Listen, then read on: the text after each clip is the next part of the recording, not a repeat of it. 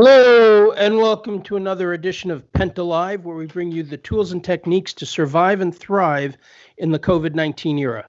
I'm Peter Green in New York, and my guest today is Etienne Leroy, a French entrepreneur who is now based in Boston, where he's founded two tech companies and has a fascinating story that really brings home the old adage, never let a crisis go to waste.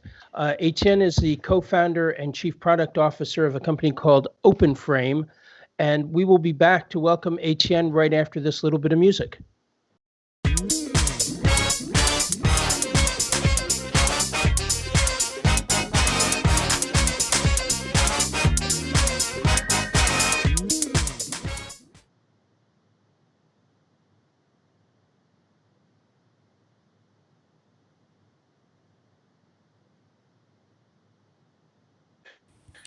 Hey, Peter.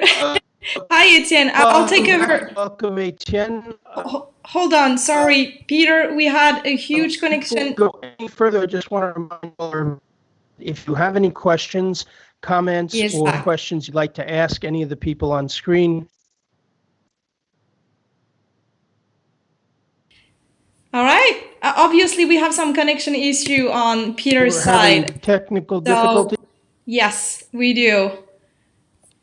So I'm just gonna take over while I see that it's stable on your side, Peter. And yeah, so hi Etienne, thank you for joining PentaLive. Yeah, it's a surprise of the live. Thanks for joining again, because you did the French version a few days ago. So thank you to be here. Maybe the first question, can you quickly maybe explain to us what is OpenFrame and what are you doing?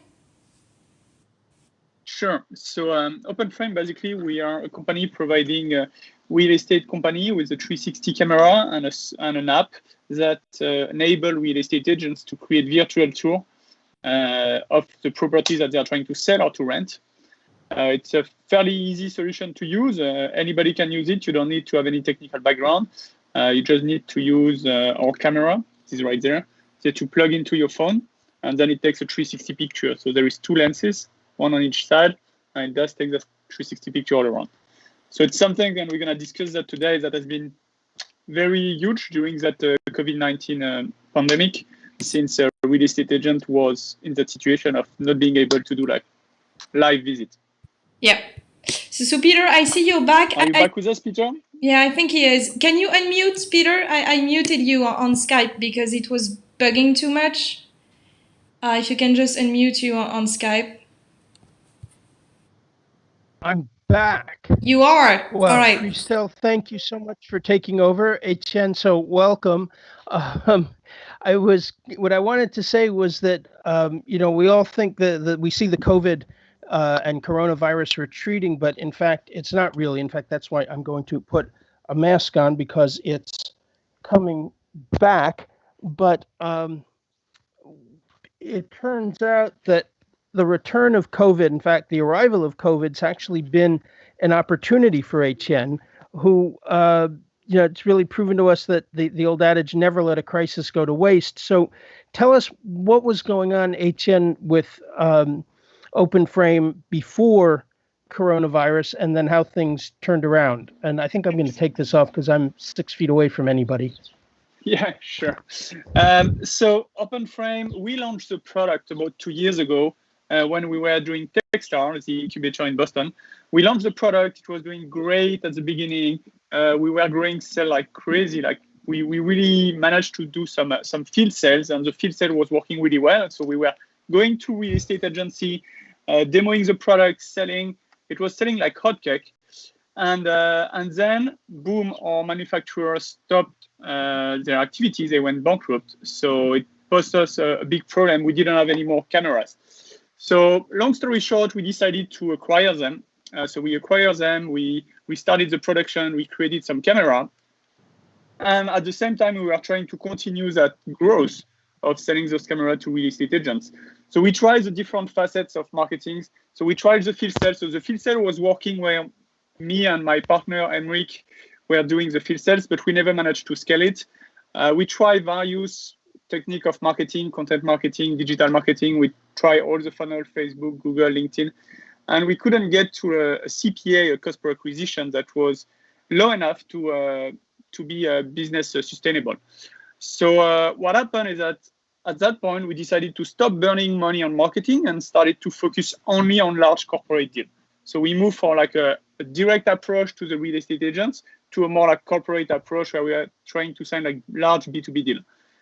And so we were doing that. So that's like very long sales process. And we had to reduce the team because we didn't have as many active users as before. And we didn't have like webinar to run every week. So we reduced the team in terms of customer service and customer success. And we were actually at that point when COVID started to hit. And so how many people had you, what was the size you'd gone from to? How many had you lost and how many were you at that point? So we went up to 12 people and we scaled down to like 6 at some point, and now we're back to 7, 8. And so that's how it went. Like we went up and then down, and now we're starting to think about, okay, how can we manage the growth in the long term and what do we need? But the COVID ended up being kind of a blessing in disguise. I mean, it was. It's a lot of tragedy for individuals, but on a business perspective, it was good for you. Yes, on the business side, it was good for us for a good reason. What happened is that there was 2 things. On one side, the demand was super strong because like suddenly every real estate agent in America couldn't do open house anymore. So if you can't do open house, how are you going to show those houses? How are you going to make those visits? And so they all started to look online. How do I do a virtual tour? How can I do a virtual tour? What can I do? And there is a lot of services out there that offer you to do virtual tour on your behalf, like photographer services and things like that. There is a few do-it-yourself solutions, but that are not very friendly for people that are not tech savvy. And guess what? Most of the real estate agents are not very tech savvy. So we had that huge demand of people looking for virtual tour, looking for solutions to be able to continue to do their business. And at the same time, so huge increase of the demand. And at the same time, on our side, we started to see like a lot of new organic sales. So that was great. And we thought, okay, now that we have organic sales, maybe we can restart and start to invest in marketing again. And when we started to invest in marketing, we realized that Facebook leads was much cheaper, like 5 times much cheaper than they used to be. Why? Because every big company, they drop their marketing budget very suddenly. And so the cost of lead on Facebook was really cheaper at the beginning of COVID. It's starting to get back up, obviously, because people are reinvesting now. But so we had a combination of a great demand on the side of the customer, as well as advertising channels that were much cheaper than usual. Are you on mute, Peter? I'm having a lot of problems getting a signal here today. I guess most of my neighbors are probably downloading Netflix movies or playing interactive games. One of the disadvantages of working from home. I'm sorry. So, what is it that people liked about your product that they suddenly realized they needed? So what they really like is that it was simple. It was simple and it was pretty affordable. So we are on one of the most affordable products in the market, and it's super simple to use. So a lot of real estate agents are afraid of technology and they don't want to embrace it completely. And I think that the COVID has been acting as a forcing factor to force real estate agents to adopt technology and to adopt virtual tour. What we hope is that it's going to stick after the COVID, but that we'll have to wait another few months to be able to tell. And you're telling me that originally the whole idea behind your platform or your tool was that it often costs thousands of dollars to do a virtual tour of a home, and it takes an enormous amount of time for people to visit the home, so that in the end it's a lot harder to match the buyer and the seller and the price. But you sort of get 2 advantages with this. One is that people can tour homes virtually and be much more sure they actually want to spend their time and spend the broker's time actually walking around the house and traveling across town. And the other one you said I found really interesting, that it brings in a whole new price point of homes, because if the broker's commission is much smaller on homes, say under $250,000, tell me a little about that. So something we've seen, like virtual tour is nothing new in real estate. We've seen virtual tour in the past 15 years and a bit more in the last few years, but mostly for like high-end houses. As you say, real estate agents right now, very often they will hire a professional photographer to do a virtual tour. And it's maybe not 1,000, but they can easily pay like $300, $400 for a virtual tour for a large home. And so those prices make it impossible for a real estate agent selling a 150,000 house in Iowa, for instance. They will not spend like $300 or $400 on a virtual tour to do it. But with our solution, we sell it for $230 per year, and they can do as many houses as they want. Suddenly, it makes it totally possible. So we start to see a lot of those houses that are more on the cheap end to have virtual tour as well, because of solutions that are affordable like ours. So how much of this was conscious decision making by you that, hey, all of a sudden we're in a new environment because of COVID. Let's re-engineer how we do this business. I mean, we've took it step by step. The main thing that the COVID did is that it increased very suddenly our volume of sales and the need of like operation supports and customer success.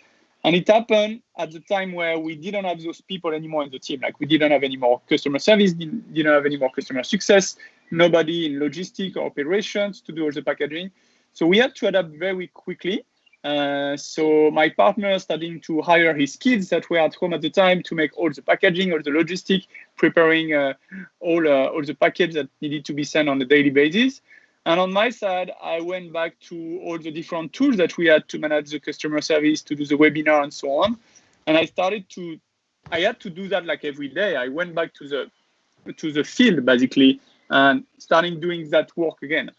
And I think it was extremely interesting for me to go back to customer service and customer success, because I got to talk to the customer much more than I used to when I was like more on a managerial position. And I think every executive should do that from time to time, going back, picking up the phone, talking to customer, and realizing what other people in the company are experimenting on a daily basis and how you could make their work better.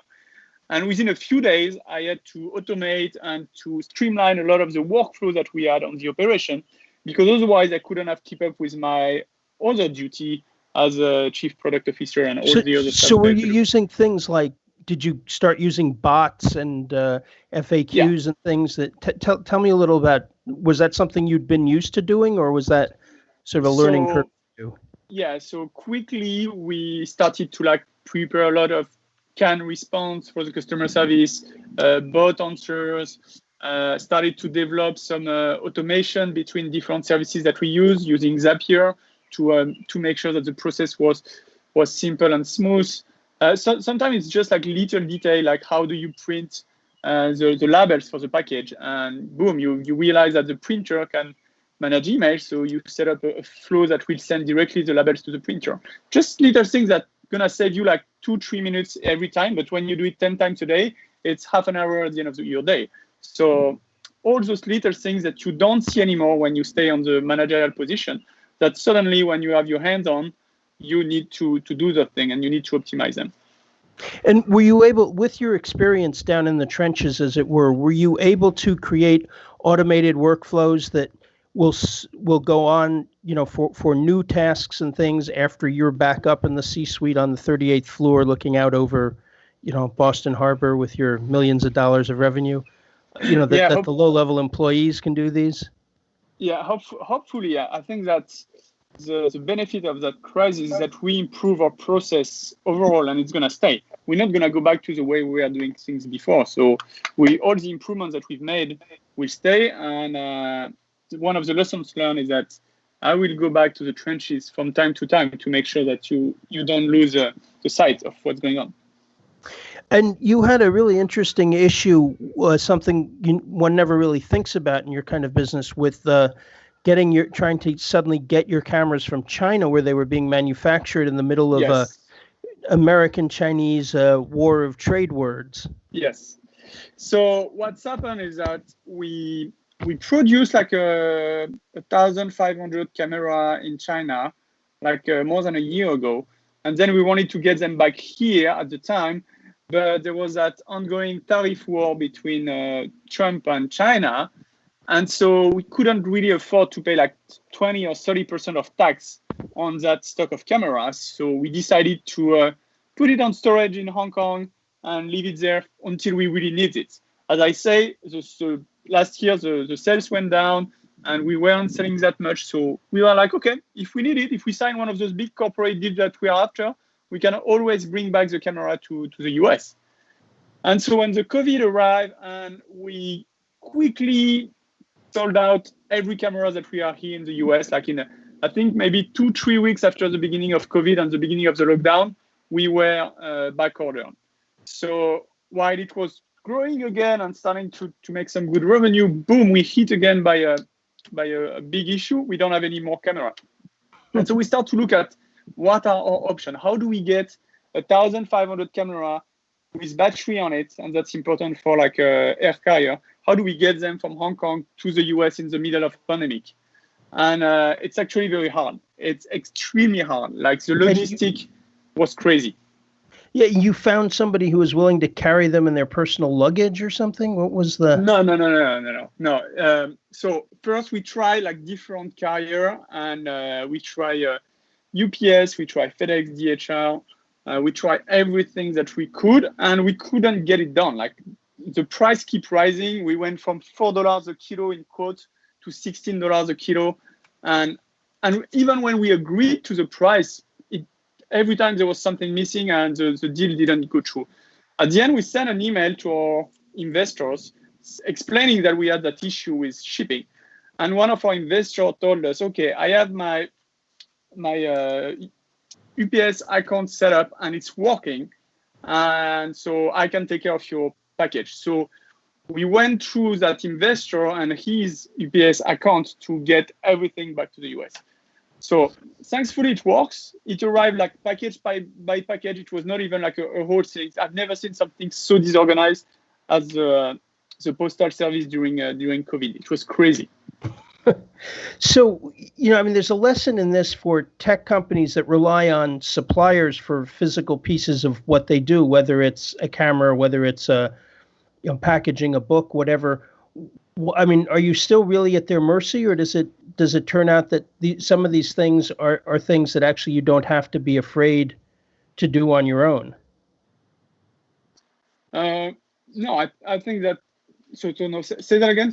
Excuse me. Well, I started a company a number of years ago that did not succeed, but we had a handheld exercise device, and I realized that getting experts to develop the packaging, to do the manufacturing, all these things that I had no idea about. I knew more about the product and the marketing, that actually they weren't that hard after all. And I didn't need all those consultants and outside vendors. So I actually, just went to the factory where they make the boxes, sat down with the guy, and we made a custom box. The same thing with the manufacturer. We went there a few times, sat down with them, re-engineered the product, and there we were. And I was really surprised that, if you're not a manufacturer or a hands-on production person by trade or by nature, you actually can do this. I mean, yes, you can, but I mean, we've been lucky. Like, so when we acquired the company was called Gyroptic. It was one of the French most promising company at the time.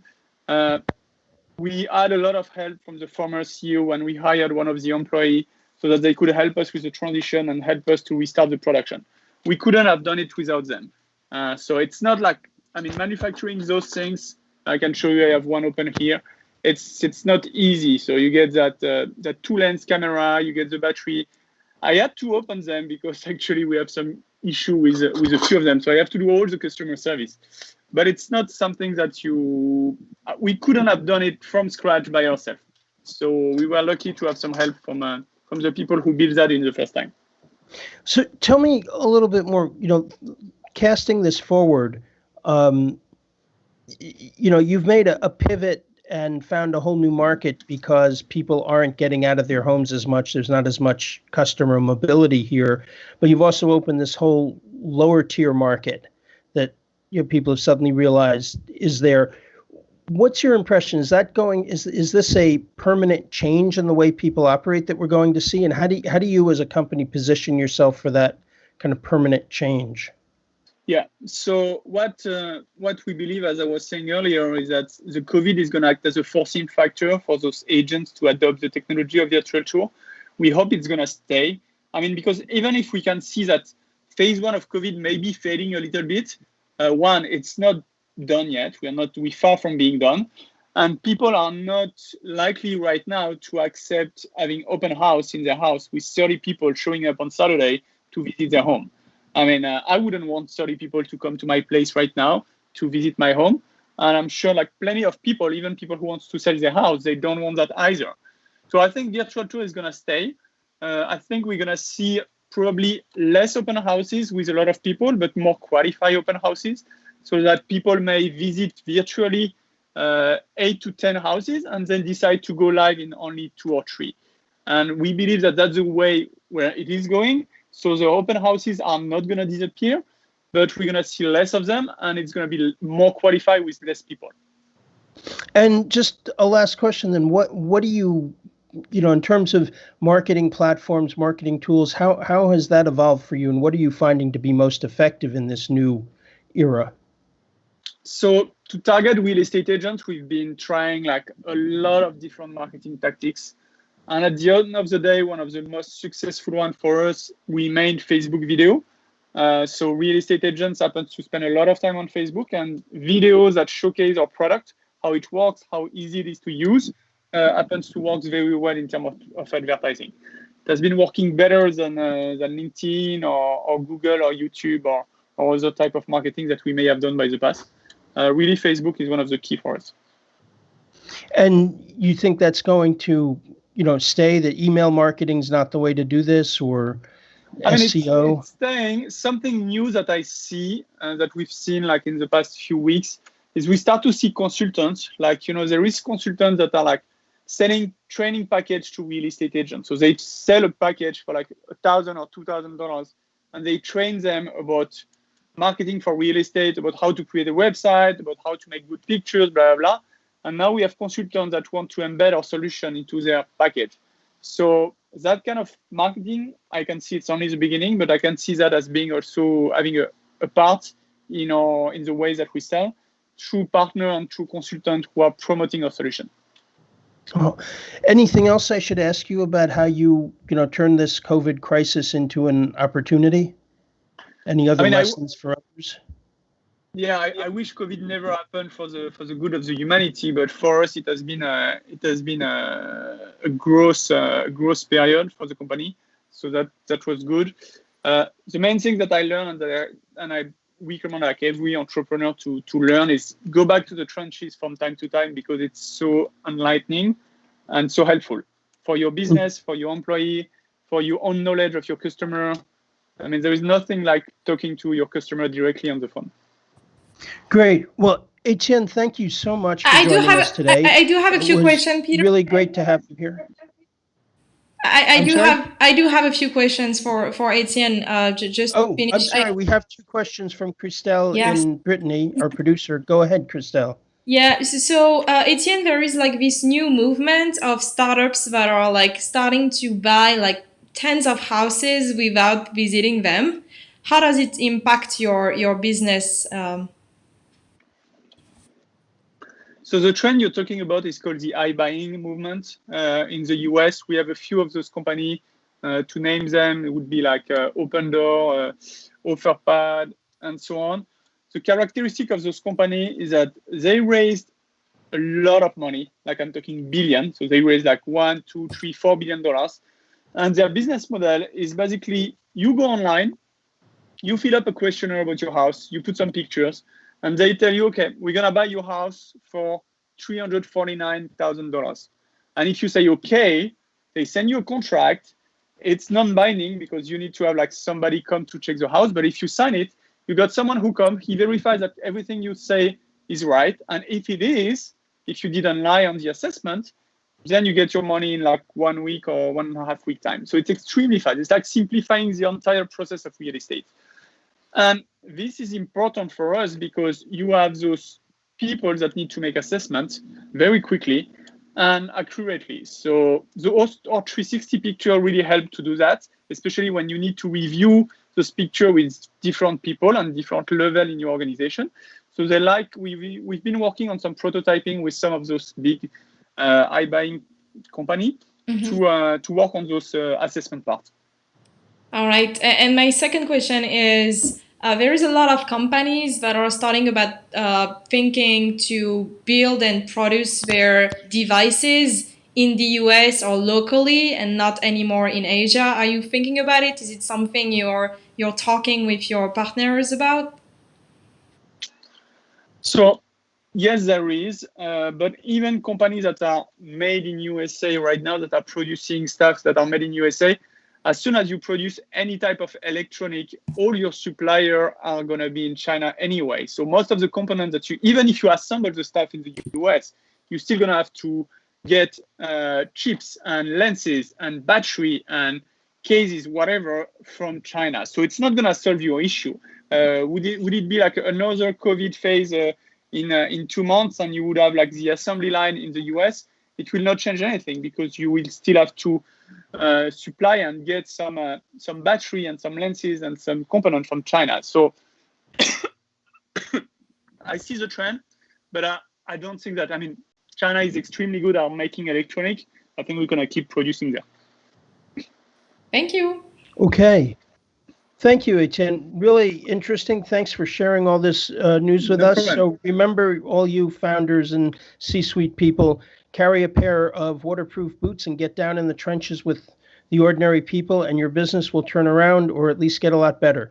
Well, thank you all for being here. We will see you next Wednesday at the same time for another edition of PentaLive from Pentalog. I'm Peter Green in New York, Etienne Leroy outside of Boston, Christelle Lezeau in Brittany. Thanks for joining us. Thank you, Peter. Bye-bye. Bye.